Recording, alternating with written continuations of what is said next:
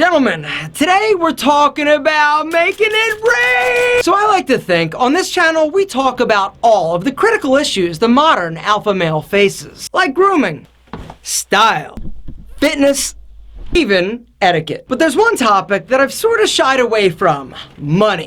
The main reason I've never really talked about money or finances is because I definitely do not consider myself a financial guru. Far from it. I grew up super poor, then I had a business fail, filed bankruptcy, ended up driving a beer cart to put food on the table and gas in my car at the age of 30. What the hell do I know about money, right? Well, the more I thought about it, the more I kind of realized, okay, I have learned a lot over the years. I'm pretty solid financially now. Maybe I know more than I think I do. And so today I wanted to go over my 7 secrets, how I went from beer cart to baller. Okay, baller's an exaggeration. So now let me tell you why I consider myself rich and what that actually means to me. My whole life, I grew up very poor. I have had to fight, scratch, and claw for every single dollar that I've had. I've always worried, fixated, and focused on the fact that I had to make ends meet. It was always difficult for me. And being stressed out because of your financial situation is one of the worst things because it stifles your happiness, it stifles your creativity.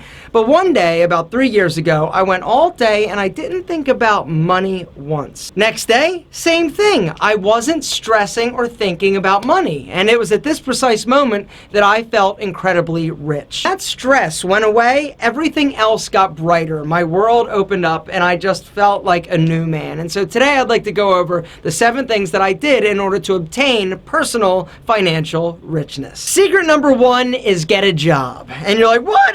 Why? I don't want to get a job. Well, then you're never going to be rich. You're going to be a broke-ass moocher. Who wants that? Being financially alpha secret number 2, realize that you do not need everything that you want. And this is a tough one, right? Because you see on social media, everybody has stuff. And stuff is nice, right? But what's nicer? A super fat bank account, I promise. Give up a little bit now to have more later. Being financially alpha secret number 3 is calculate your monthly expenses. All right, the bare essentials. How much do you need to live? All right, and if you don't make enough, get a second job. And once you've identified what your critical expenses are, then secret number 4, set a budget. But the key to this is living below your means. Set a budget, live below. Because until you do that, you're never going to be able to build up any extra cash. You're going to be living paycheck to paycheck. So you've got a job. You know that you don't need everything you want. So you figure out your expenses, you set a budget, you live below that. Now, with that money that's left over,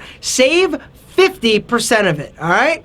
50% of the overage above your budget, I want you to save. The rest you can spend on gold teeth and rims. It doesn't matter. But 50, you gotta save it. Now, are you gonna put it in a checking account? You could. Savings account? Quite possibly. But the issue there is that the money that is in a savings account or a checking account basically makes like no interest. It's never going to grow, or you're never gonna make more money on your money. You gotta make it work. Bringing us to secret number 6, which is invest. Now, one of the issues with investing is that unless you know what you're doing, it's very complicated and complex. There are a few things that you can do. You can A, hire a professional. All right, go to a financial advisor. Now, the issue with financial advisors and letting them manage your money is that they are typically going to charge you sort of high fees. Something else to be careful of when dealing with financial advisors, I found out the hard way, and that is when they're managing your portfolio, if they're starting to make all these little trades within your portfolio, you're actually getting charged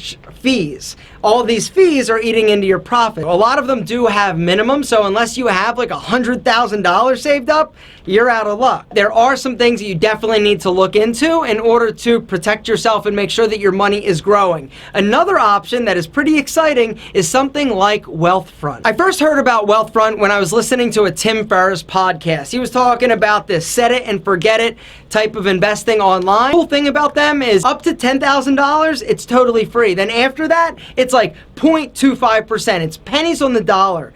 It's ridiculous in terms of the low fees. And the reason they're able to do that is because they invest in technologies, not like locations and retail establishments and super over bloated commissions. The way that Wealthfront works is you go in with, say, $500 because they actually will accept as low as $500. And then they manage your accounts through all sorts of crazy technological resources, and the stuff is crazy nuts advanced. Investing is complex, and all of the strategies that Wealthfront employs typically were just for the super wealthy until recently. They've got a totally free risk assessment that you can go on and fill out, right? It takes like 2 or 3 minutes, and they're gonna tell you exactly what portfolio they'd put you in. Then if you like what they say, because here's the thing, it really boils down to your comfort level in terms of risk. Some people want super big returns, and so they're willing to take a little bit more risk. Other people are like, yo, I've only got this, I don't want to lose it, but there is a little bit of risk, I'll take a little. Not too much,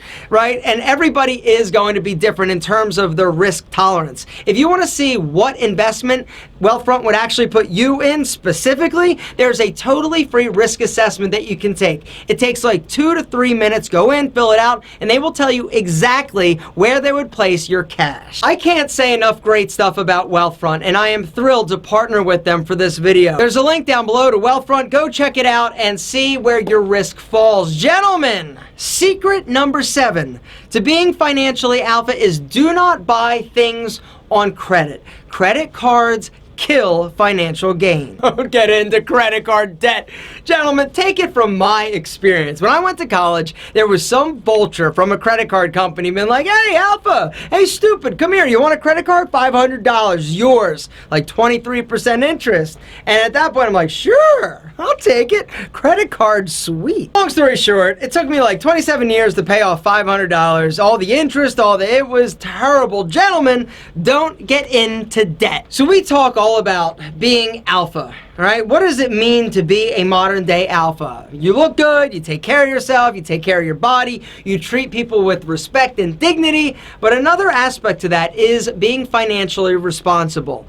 I grew up, like I said, super poor, and so a lot of times when you do or you don't have somebody to look at or model your life or your financial future after, it's tough to figure out. And so today I wanted to go over 7 tips and 7 things that I have learned over the years of financial hardship that have definitely helped me. Implement these 7 tips and you will be making it rain like an alpha. Hey, get back here.